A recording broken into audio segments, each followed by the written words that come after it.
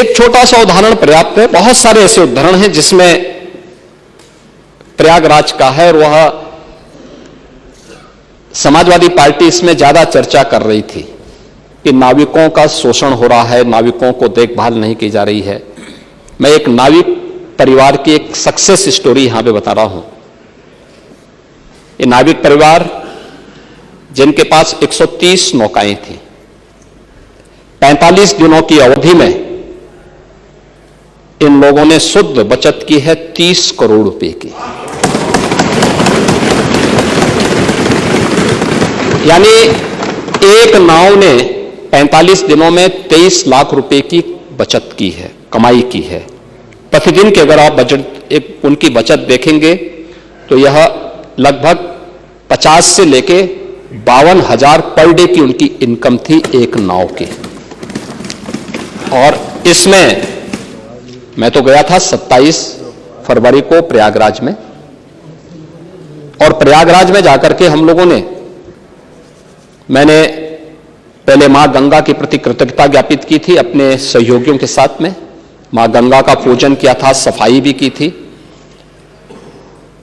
इसके उपरांत हम लोगों ने इस पूरे महाकुंभ के आयोजन को स्वच्छ बनाए रखने में जिन्होंने योगदान दिया था, उन स्वच्छता कर्मियों के साथ भी, और जिन्होंने स्वास्थ्य की सेवा, कोई संक्रमण और कोई बीमारी नहीं फैलने दी, ऐसे स्वास्थ्य कर्मियों के साथ में, जो हेल्थ वॉरियर्स थे, उनके साथ में हम लोगों ने पहला आयोजन किया था, उनका सम्मान का कार्यक्रम किया था। इस आयोजन के बाद हमारा दूसरा जो आयोजन था वह नाविकों के साथ ही था। नाविकों के साथ भी हमने संवाद बनाया था, उनके लिए भी हमने एक पैकेज की घोषणा की। इसके उपरांत हमने परिवहन निगम से जुड़े हुए उन लोगों के प्रति और रेलवे के उन सभी अधिकारियों और कर्मचारियों के प्रति भी हम लोगों ने धन्यवाद ज्ञापित किया था, जिन्होंने श्रद्धालु जनों को वहां तक पहुंचाने में अपना योगदान दिया।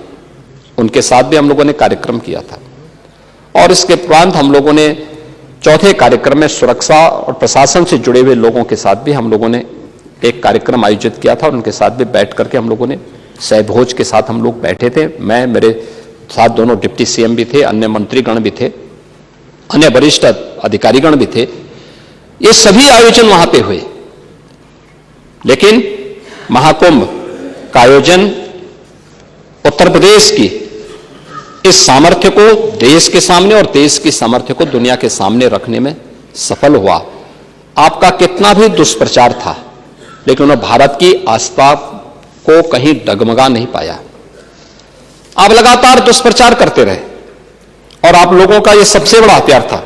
आप लोगों ने इसके लिए बहुत तरीके से इसको लोगों के सामने बहुत नकारात्मक तरीके से प्रस्तुत करने का प्रयास किया, लेकिन आपकी नकारात्मक बातों पे न प्रदेश की जनता को न देश की जनता को ही विश्वास था। और मुझे लगता है कि यह आपके लिए उल्टी गिनती है कि जनता आपकी बात को अब सुनना ही बंद कर दी है। आप देखें ना कि कोई उत्तर प्रदेश का कोई गांव ऐसा नहीं था जिससे बस वहां नहीं पहुंची हो। आस्था नहीं, तो ये जो हम कर रहे हैं ना, संभल में भी कर रहे हैं, आस्था का ही सवाल है। ये आस्था का ही सवाल है। ये जो कॉरिडोर बन रहे हैं, आस्था का ही सवाल है।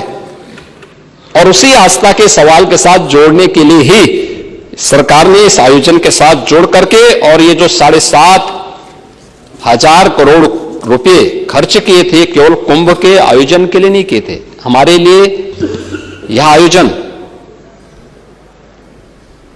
प्रयागराज जैसी पौराणिक सिटी के सस्टेनेबल डेवलपमेंट के प्लान का, एक व्यवस्थित विकास की एक रूपरेखा तैयार करने की भी थी। और महाकुंभ के बहाने प्रयागराज के अंदर उस प्रकार के इंफ्रास्ट्रक्चर को देने में हम सफल हुए।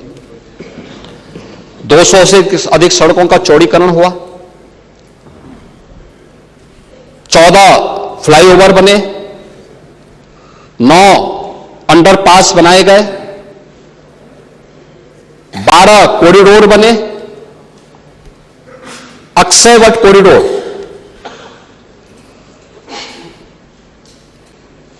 बड़े हनुमान जी का कॉरिडोर,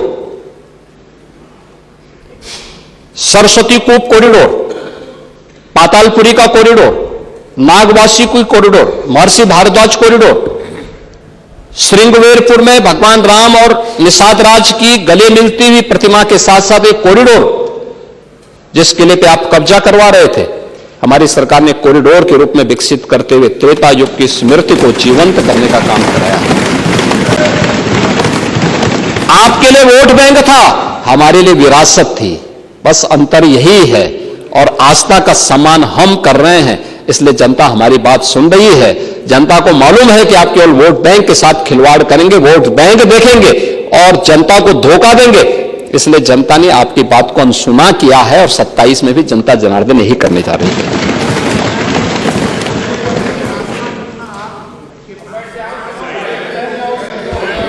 हम मना नहीं कर रहे हैं, मैं तो आपको धन्यवाद दे रहा हूं कि आप कुंभ में गए, 13 में आपको जाने नहीं दिया, हमने इस बार मना नहीं किया, क्योंकि जो मेरी आस्था थी वही आपकी भी आस्था है।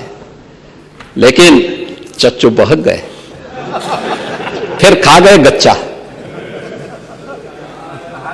और चाहते थे लेकिन किस मुंह से जाएं, इसलिए चूक गए और पुण्य से भी वंचित हो गए।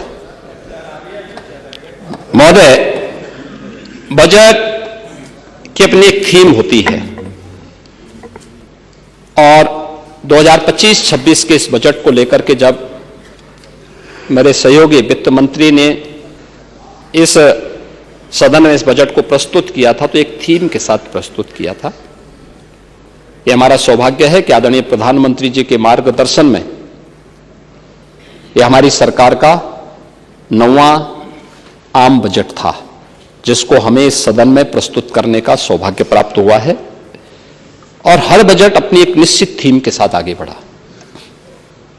हमने 2017-18 में अपना पहला बजट प्रदेश के अन्नदाता किसानों को समर्पित किया था। याद करिए, उस समय प्रदेश में एक कृषि बाहुल्य प्रदेश है। इस किसान का अन्नदाता किसान आत्महत्या कर रहा था और उस समय ऋण माफी के एक बड़े कार्यक्रम के साथ हमने बजट प्रस्तुत किया था। मुझे प्रसन्नता है, आज अन्नदाता किसान खुशहाल है, आत्महत्या प्रदेश में बंद हुई है। 2018-19 का बजट हम लोगों ने उत्तर प्रदेश की आवश्यकता, देश की आबादी का सबसे बड़ा प्रदेश है, तो इस बड़े प्रदेश के लिए इसी स्केल का इंफ्रास्ट्रक्चर भी चाहिए। तो हम लोगों ने 2018-19 का अपना जो मूल जनरल बजट प्रस्तुत किया था, वह इंफ्रास्ट्रक्चर और औद्योगिक विकास के लिए समर्पित किया था। और प्रदेश का पहला इन्वेस्टर समिट भी हम लोगों ने इस वर्ष किया था।